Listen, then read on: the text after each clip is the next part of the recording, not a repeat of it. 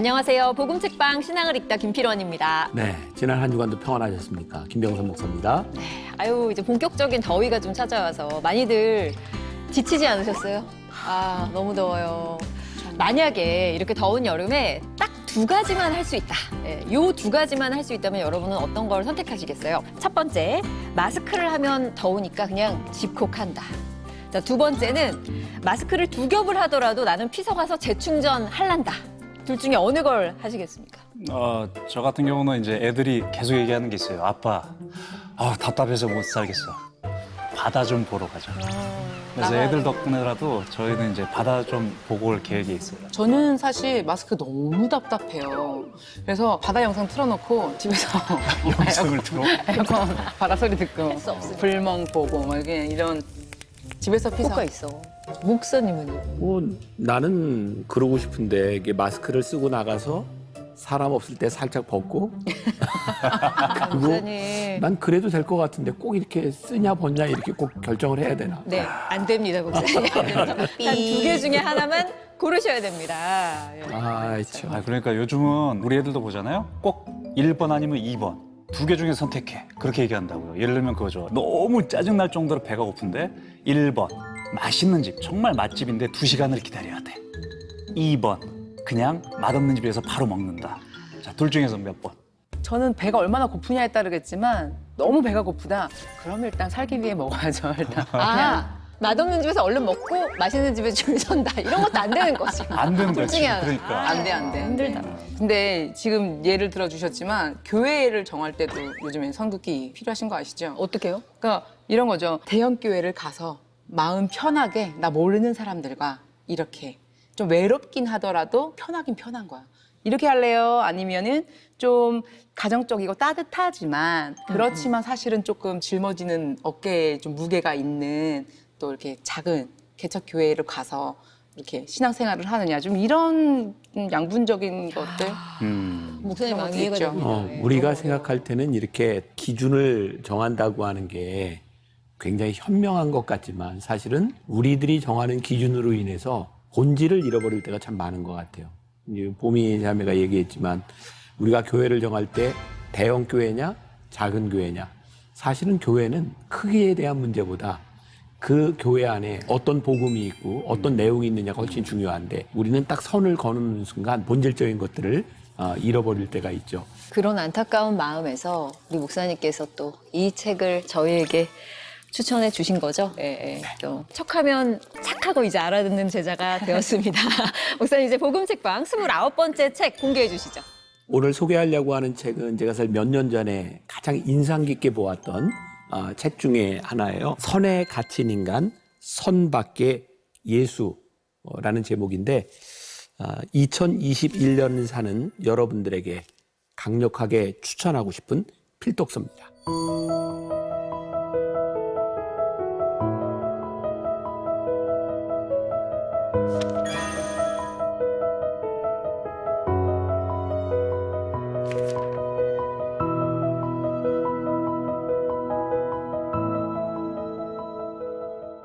복음책방 신앙을 읽다 29번째 책 선에 갇힌 인간, 선 밖의 예수. 예. 이 책 벌써 저는 선에 갇힌 인간, 까만 테두리 안에 인간이 이렇게 있고 밖에는 예수님이 있습니다. 심지어 스캇 솔주도 선 안에 있어요. 맞아요. 저자의 맞아, 이름 맞아요. 굉장히 겸손하게 이 책 표지가 편집된 것 같네요. 우리가 이제 책을 읽으면서 굉장히 디테일한 부분들을 이제 보기 시작하는 것 같아요. 난 전혀 그런 생각을 이제 못하고 봤는데 그런 깊은 뜻이 있었는지는 표지 디자이너에게 한번 물어볼 필요도 있을 것 알겠습니다. 같아요. 저는 정말 표지를 보고 그 어떤 책보다도 생각을 많이 했어요. 이렇게 자기 사람들이 자기를 위에다 둔 거예요.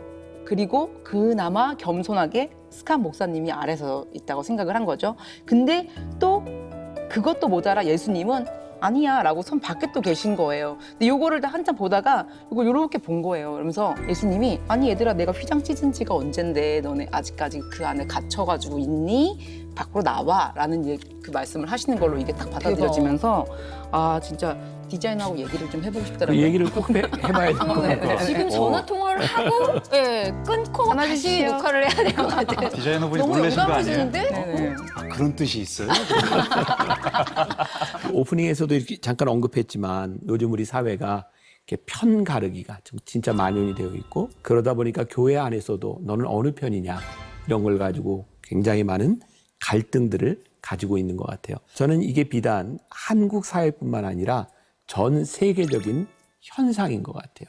그리고 지금 한국 사회는 세대 간의 선을 쫙 긋고 너는 어느 세대냐 이렇게 말하는 그런 시대를 우리들이 살아가고 있는데 이 스캇 솔즈의 이 책은 그러한 문제들을 조금 예민한 문제까지 아주 깊이 다루고 있어서 우리가 선택한 이 책이 우리들에게 굉장히 중요한 성찰을 하도록 할 것 같아요. 이 스캇 솔즈 목사님, 이분도 굉장히 비범하신 목사님이신 것 같은데 어떤 분이실까요? 저는 이제 스캇 솔즈의 이제 다른 책들도 보면서 이분이 팀 켈러 목사님과 상당히 연관이 되어 있구나. 팀 켈러 목사님과 함께 이제 사역을 했던 그런 경험도 있고, 그 리디머 처치도 미국의 장로교회인데 이분은 장로교회 목사님이에요. 그 테네시주 내슈빌에 그리스도 장로교회를 담임하고 있는데 이 교회가 상당히 큰 대형 교회죠. 미국 교회는 소위 말하는 이제 바이블 벨트라는 게 있어요. 뭐 애틀란타, 이게 달라스 이 지역을 쭉 두르는 좀 보수적인 바이블 벨트 지역에서 목회하고 있는 요즘 굉장히 강력한 크리스찬 리더 중에 한 사람으로 불리는 분이에요.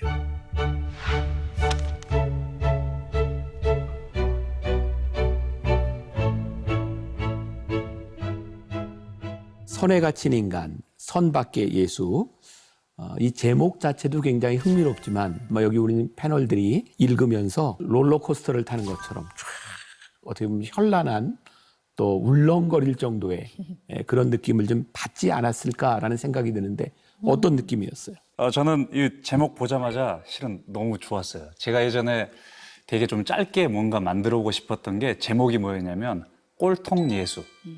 그러니까 어떻게 보면은 바리새인이나 서기관들에게는 시대의 꼴통이었다는 거죠, 보면은.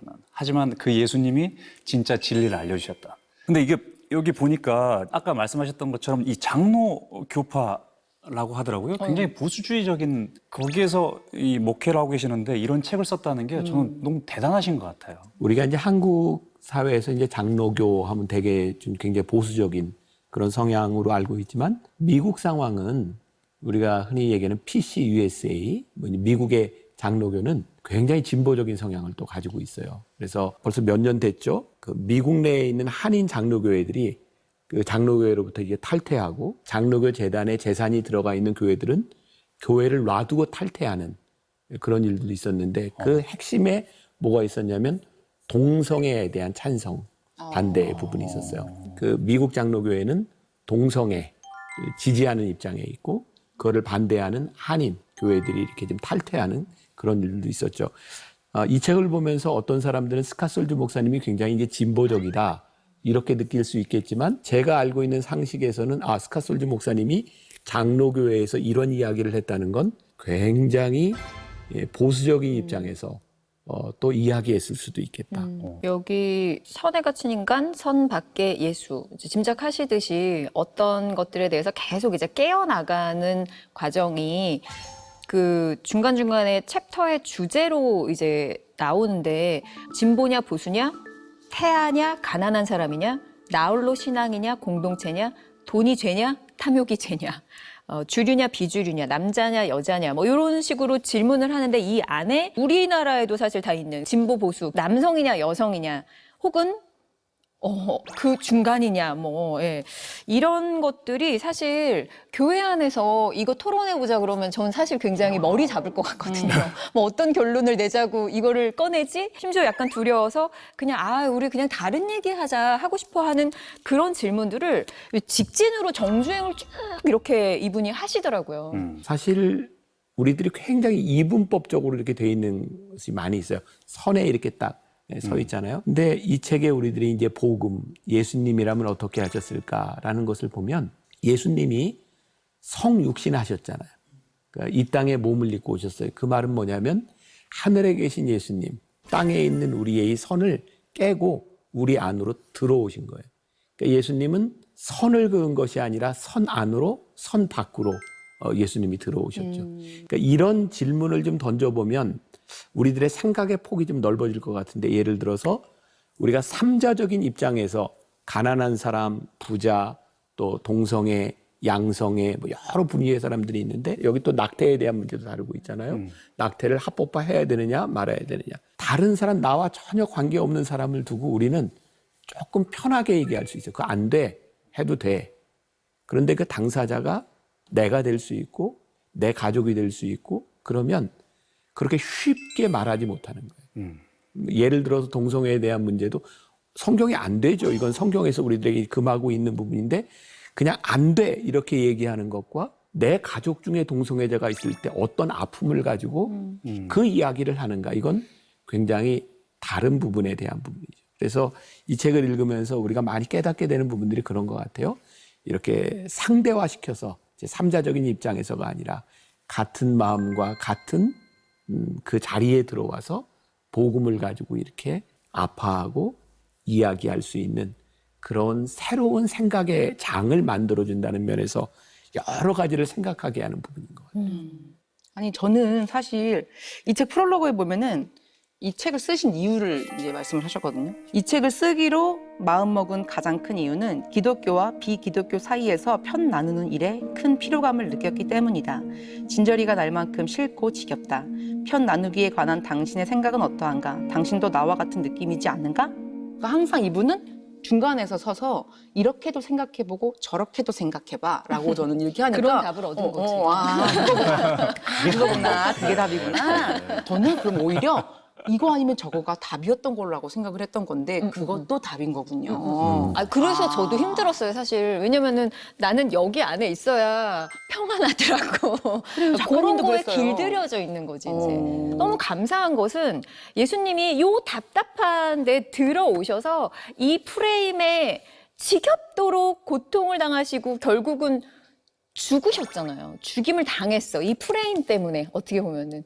그리고 휘장을 찍고 부활하셨기 때문에 밖에 있으신 거지, 이 사정을 모르시거나 나 만나려면 너네 거기 있으면 안 될 텐데 이렇게 얘기하고 계시지 않는다라는 게 지금 갑자기 얘기해 주셔가지고 되게 지금 도움이 됐어요. 그래서 우리 예수님께서 우리의 왕이시자 주이신 것 같아요. 왜 왕이시냐? 아까 하늘과 땅에 대해서 말씀하셨잖아요. 하늘과 땅의 가운데 선을 깨셨잖아. 아멘. 한자로 보면 그게 왕이라는 거지. 그리고 부활하셔서 그 하늘 위에 점으로 찍으면 주가 되시는 거지요. 와. 갑자기 그 생각이 떠올랐어요. 우리가 하산할 때가 됐어요. 근데 선교학을 공부할 때 읽었던 책 중에 그런 글이 있어요. 굉장히 인상 깊은 글이었는데, 오늘날 교회의 문제는 하나님을 사랑하지만 하나님이 사랑하는 사람을 사랑하지 않는 것이다.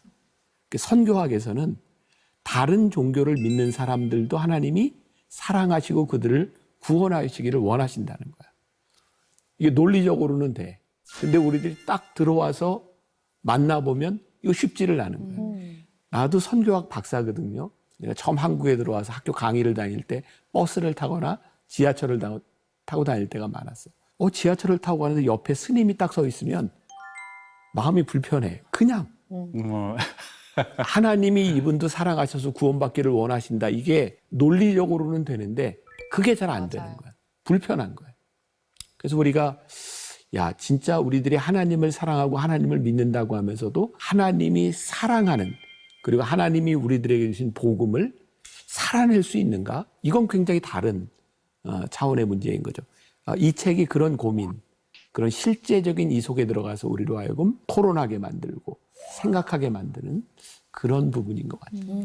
그거를 이 목사님께서 여기에다 써놨더라고요. 보니까는 프롤로그에 이미 딱 써놨어요. 자신이 권리를 지키는 일보다 생명을 살리기 위해 모든 것을 포기하신 예수님의 사명에 동참하는 일에 더 관심을 쏟고 있는지 살펴야 한다. 이 기본을 가지고 이 책을 읽어가면 방금 목사님이 말씀하신 대로 우리가 조금씩 더 이게 잡혀 나갈 수 있는 것 같아요. 맞아요. 이 뒤에 에필로그를 보면은 참 좋았던 게 97, 8페이지에 보니까 이름 많이 들어봤어요. 프란시스 셰퍼, 그 장로교 목사님이 목사로 목회를 수년간 하고도 갑자기 기독교 신앙에 관해 심각한 의심을 품기 시작한 거예요. 왜냐하면 의심의 원인은 주변의 크리스찬들이 서로를 너무 형편없이 대한다는 점이었던 거예요. 세상 사람들과 전혀 다를 바 없는 모습을 보이는 것을 보고 큰 회의감에 빠졌다. 그래서 몇 달간 성경을 읽고 또 철학서적과 세계 여러 종교들의 저주를 탐독한 이후 결론을 내렸어요. 크리스천이 되어야 하는 유일한 이유가 기독교가 이성적으로 말이 되기 때문이 아니요. 기분을 좋게 만들기 때문도 아니다.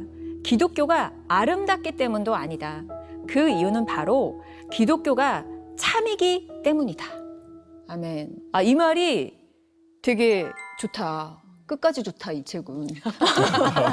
뭐야, 이거는 끝에, 다 읽었어. 이랬는데, 어떡해. 막 여기까지 또 이거 여기 붙여야 돼. 여기까지. 그렇다. 그 에필로그에 보면은 비신자들 뿐 아니라 신자들에게 하고 싶은 마지막 말 하면서 쭉쭉쭉쭉 10가지 지침을 이제 전도 팁이 제시돼 있잖아요. 맞아요. 이게 이제 기독교인 무신론자가 알려준 전도 팁인데, 얼마나 반성이 되든지 정말. 우리 모습이죠, 그게. 그래서 한번 봐볼게요. 예수님처럼 되라. 1. 죄인들과 어울리고 비판자들을 비판하라. 2. 사람들과 진정한 관계를 맺으라. 그들을 하나의 임무로 보지 말라. 3. 행동은 말보다 크게 말한다. 4. 종교적이고 철학적인 문제를 설교하기보다는 질문을 하라. 5. 상대방이 구하지 않은 조언이나 판단을 제시하지 말라. 상대방을 지지해주면 상대방이 자진해서 조언을 구할 때까지 기다리라. 6. 명목상의 크리스천들도 크리스천이라는 점을 인정하라. 7. 타인을 기독교 활동에 억지로 참여시키려고 하지 말라. 8. 무신론자들을 이해하고 공격적인 무신론자가 제시하는 기회를 받아들이라. 9. 다른 종교인들을 전도하면서 그들의 종교를 존중하라. 10. 당신의 집단만이 아니라 당신의 적들을 사랑하라. 야, 우리가 무신론자들한테 이런 지적과 비판을 받고 있다고 하는 게 여기에 우리의 모습이 그대로 드러나 있는 거죠. 맞아요. 그래서 이 책을 함께 읽고 우리들이 이제 신앙을 나누면서 이 책의 아주 중요한 부분은 우리 교회 안에서의 그런 갈등에 대한 문제도 있지만 기독교인과 비기독교인들에 대한 그런 갈등에 대한 문제. 이 와중에 우리들이 복음을 듣고 참이신 예수님을 믿는 우리들은 어떤 모습으로 살아갈까 이런 것들을 이제 고민하게 만드니까 굉장히 기대가 되는 책이죠. 네. 자, 스캇 솔즈의 선에 갇힌 인간, 선 밖의 예수. 지금부터 복음 책방의 주인장 김병삼 목사님을 통한 시원한 신앙 읽기가 시작됩니다. 여러분 박수로 환영해 주세요.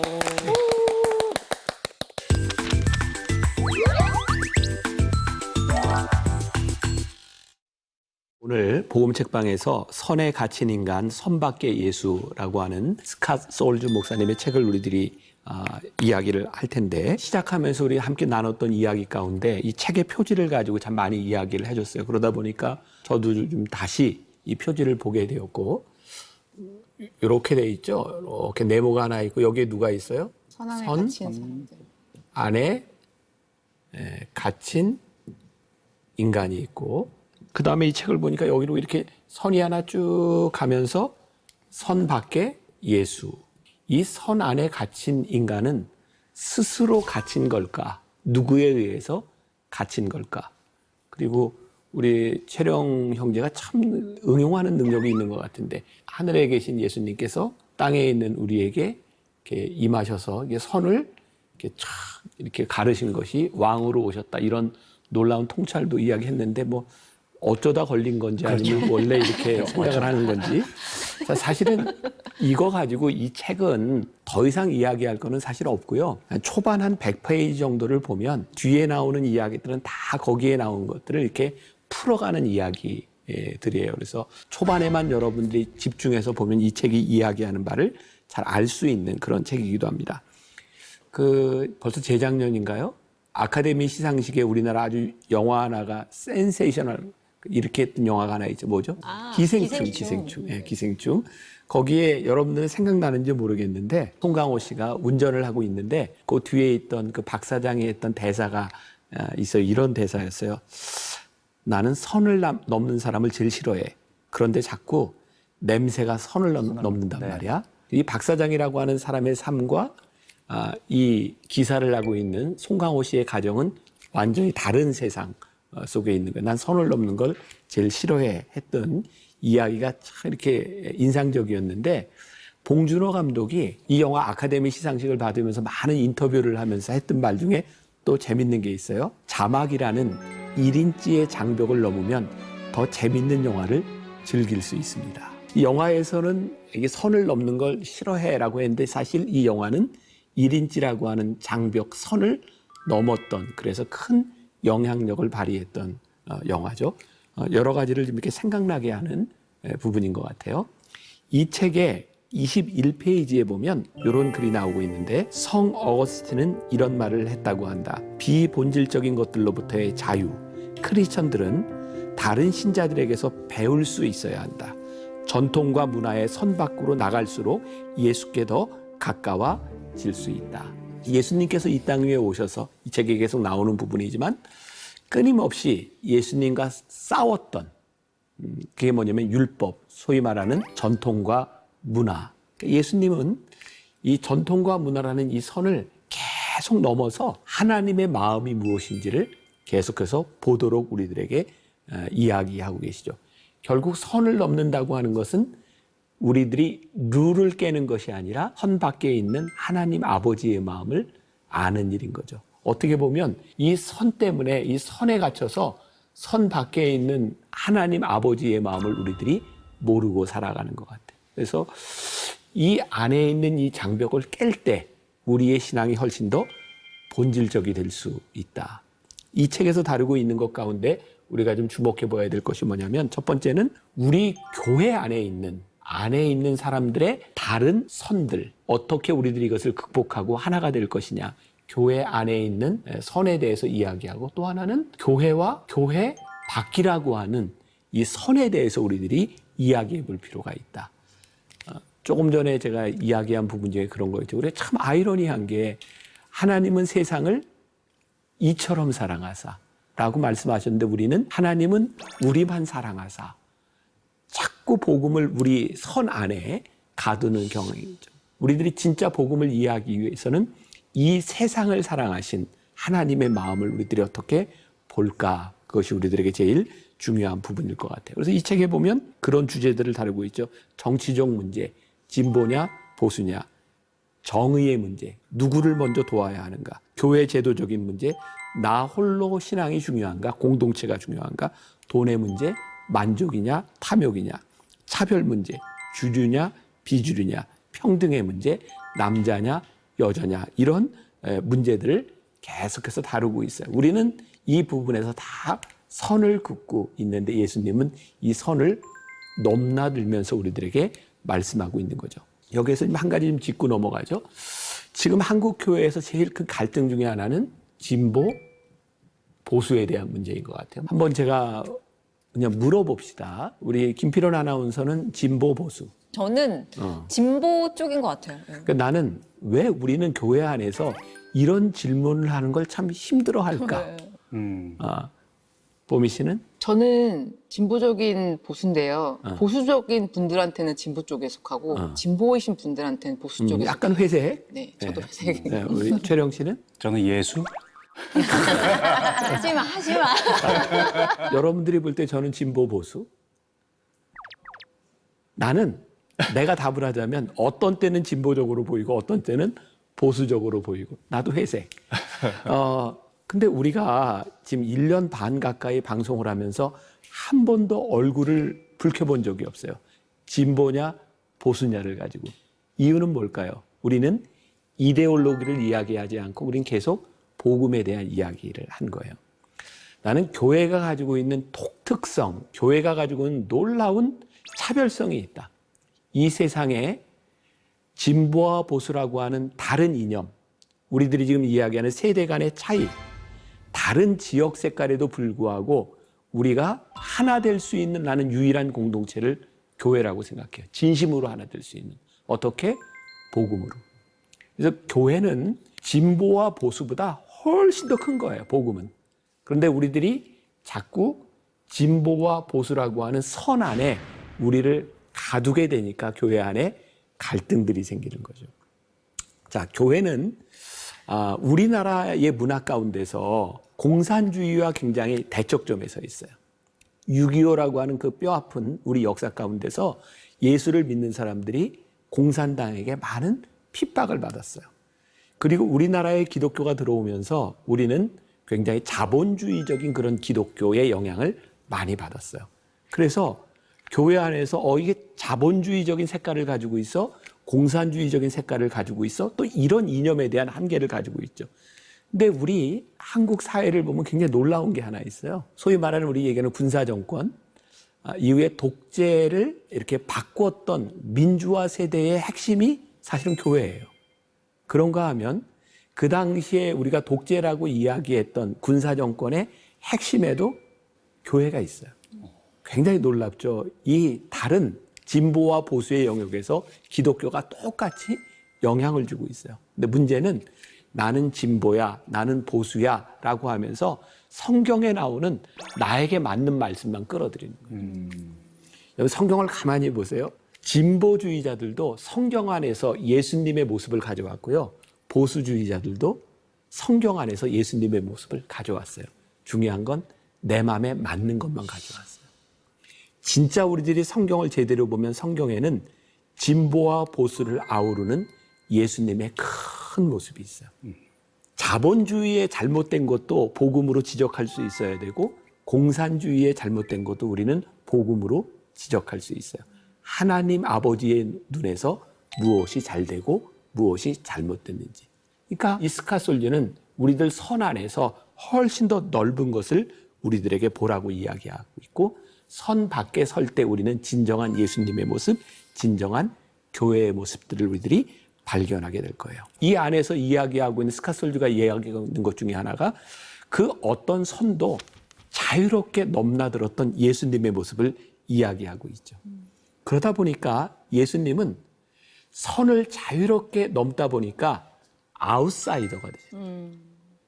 그럼 되게 주류라고 하는 사람들은 어떤 사람인지 아세요? 딱 공고하게 내 선을 가지고 있는 사람이 주류예요. 근데 예수님은 계속해서 이 선을 넘나들다 보니까 여기에도 배척당하고 저기에도 배척당해요. 사실은 반대로 이야기하면 예수님은 여기서도 환영받으셔야 되고 저기서도 환영받으셔야 되는데 사람들은 나와 선이 다르면 배척하는 경향이 있죠. 근데 예수님은 그래서 끊임없이 어떤 일을 시도하셨냐면 선을 깨는 일을 시도하신 거예요. 예수님은 늘 선 밖에 서서. 저는 개인적으로 그런 생각을 해요.